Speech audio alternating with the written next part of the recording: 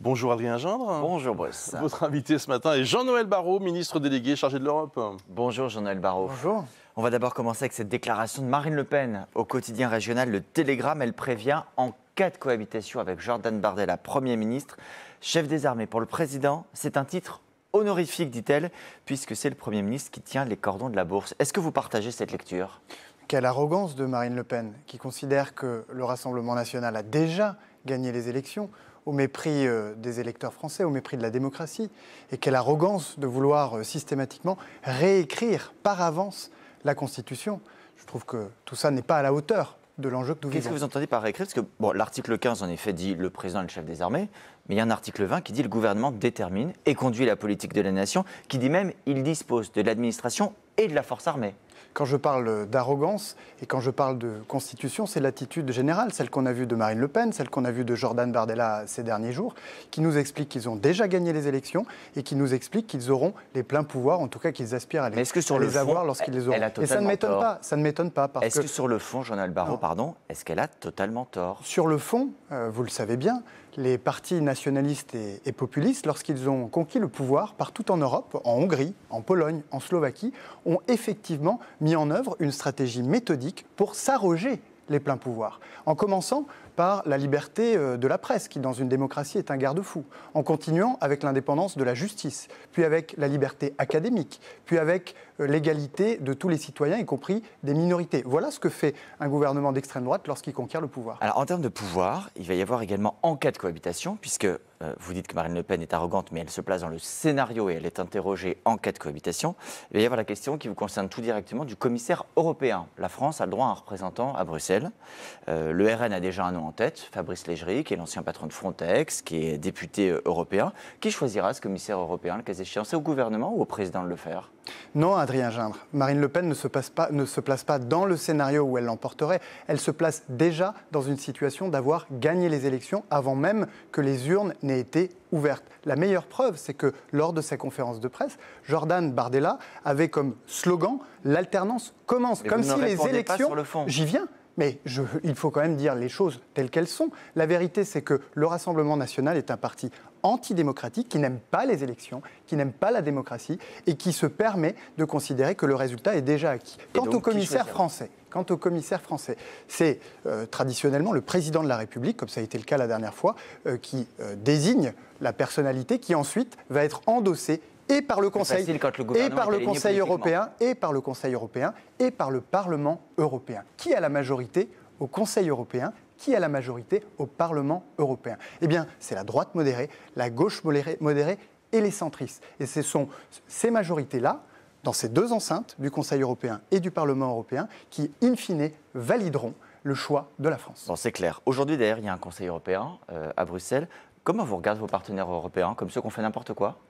Non, vous savez, nos partenaires européens, ils savent bien que la France est un grand pays, un grand peuple, avec une vision, avec une capacité d'action, une capacité d'impulsion. Avec donc, aussi une situation où l'extrême droite est potentiellement aux portes du pouvoir. Oui, et donc une inquiétude, parce qu'ils savent que l'Europe les protège, mais ils savent que pour que l'Europe les protège, il faut une France forte et une France qui soit entendue en Europe. Et donc ils entrevoient des scénarios dans lesquels des partis eurosceptiques si des partis eurosceptiques prenaient le pouvoir et appliquaient leur programme, qui n'est ni plus ni moins qu'un Frexit en pièces détachées, c'est le moteur européen qui ralentirait, qui s'arrêterait, et c'est finalement l'Union européenne qui, à terme, se disloquerait. Et ça, nos partenaires européens le savent, ils le voient et ils en sont très inquiets.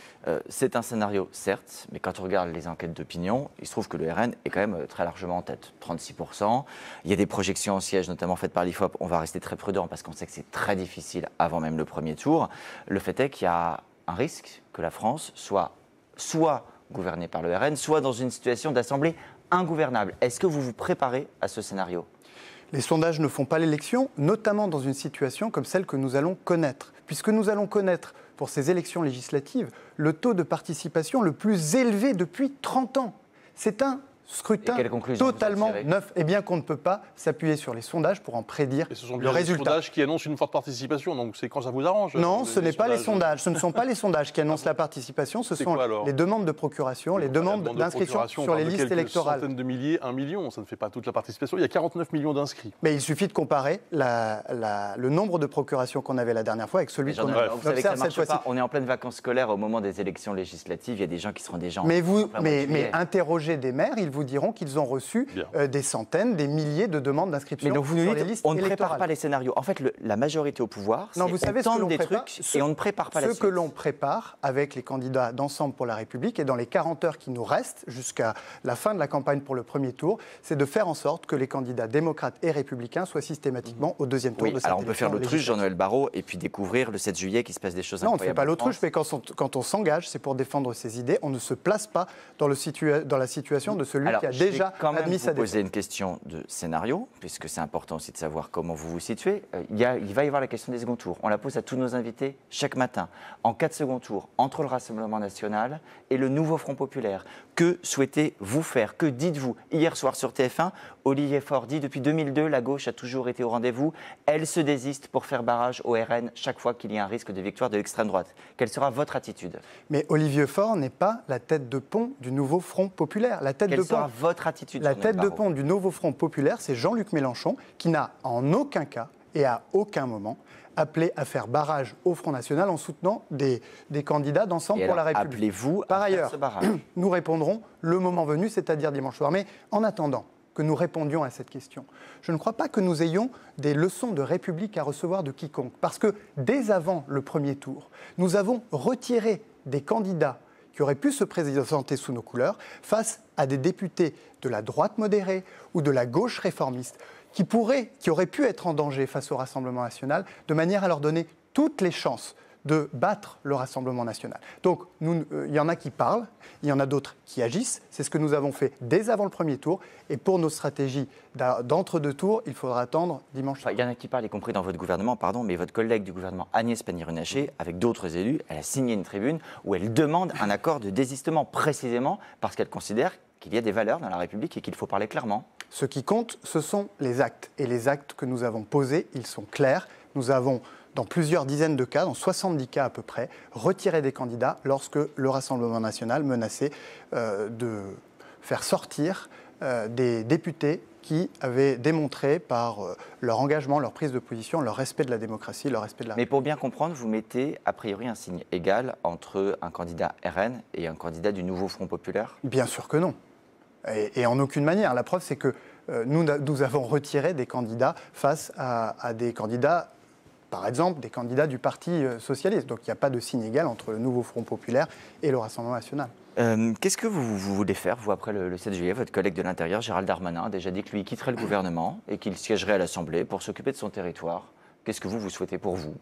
Vous l'avez dit, on est dans une période cruciale pour les 5 années qui viennent en Europe, puisque nous sommes dans le moment où la France doit peser de tout son poids pour que les priorités françaises soient bien reflétées dans le programme de travail des institutions européennes.